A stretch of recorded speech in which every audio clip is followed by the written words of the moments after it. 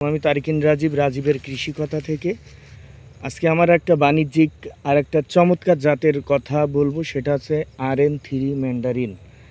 এটা আসলে একটা বাড়ি থেকে সংগ্রহ করা ছিল।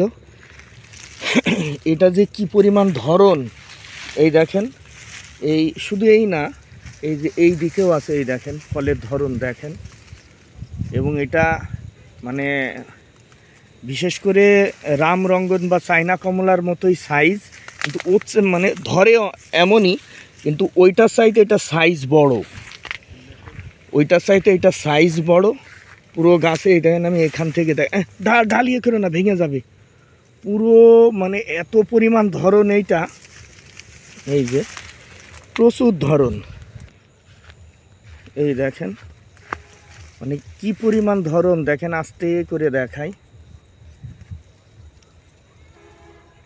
পুরো গাছটাতে একদম ভরা ফল। এই যে তুমি ক্যামেরাটা মোবাইলটা একটু ধরো, এইটা এই যে ফল চায়না কমলার চাইতে বড় হয়। এই ফলটার সব সাইডে প্লাস পয়েন্ট আছে, এটা ফুড ফ্লাইতে মারে না, মানে ফুড ফ্লাইতে আক্রমণ একেবারেই জিরো, ফুড ফ্লাইয়ের আক্রমণ নেই। আর এর গন্ধটা মানে কোনো কমলার সাথে মেলবে না, ঠিক অরেঞ্জ ফ্লেভার না।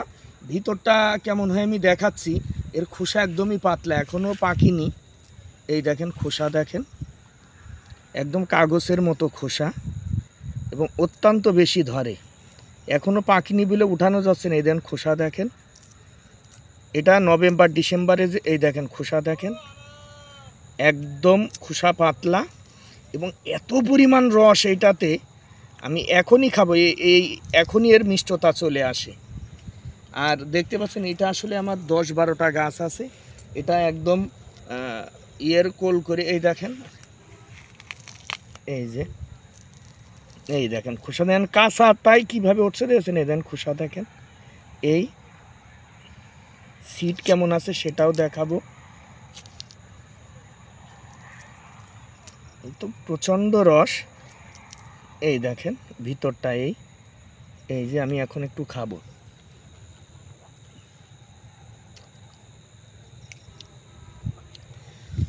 এখনই এর মিষ্টতা চলে এসে, তুমি একটা খাও তো, আমার কাছে দাও, তুমি খাও তো, টক আছে কিনা বলবা তো। টক নেই, ভালোই মিষ্টতা চলে এসছে। হ্যাঁ মিষ্টতা, এটা আসলে যদি নভেম্বর পর্যন্ত রাখা যায়, দেখেন গাছে একদম চায়না কমলার মতো ধরন, চায়না বা রামরঙ্গনের মতোই ধরন, কিন্তু ওইটার চাইতে এটা সাইজ ভালো এবং গাটা খুব মসৃণ।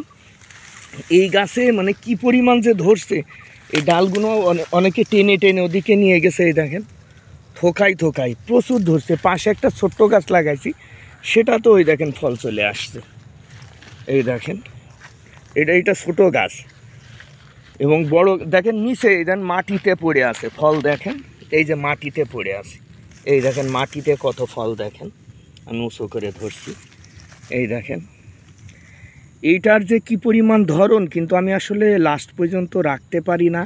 এবং আমার একদম তার কাটার বেড়ার লাস্ট সীমানায় লাগানো, যে কারণে একটু মানে শেষ পর্যন্ত রাখা সম্ভব হয় না। দেখেন ফলের ভারে পুরো গাছটাতে কি পরিমাণ ফলন।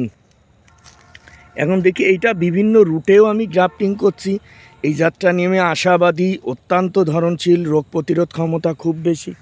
আর নিচেই দেখাই, আপনি কোনো মালটা কমলা পড়ে থাকতে দেখবেন না, এর কোনো মানে ঝরে যাওয়ার প্রবণতা একেবারেই নেই।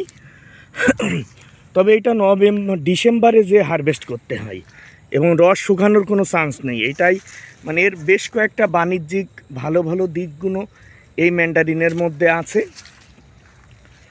এইটা নিয়ে আমি আশাবাদী, দেখি আমি অন্যান্য রুটেও গ্রাফটিং করছি, পরীক্ষা নিরীক্ষা করছি, এবার চেষ্টা করব যে লাস্ট পর্যন্ত রাখার জন্য। আমি জানি না পারবো কিনা। দেখেন এটা উঁচু করলে দেখেন ভিতরে কত, পুরো গাছটাতে, এই গাছটাতে একদম ভরা ফল দেখেন। আজকে এই পর্যন্তই, সবাইকে অসংখ্য ধন্যবাদ, আসসালামু আলাইকুম।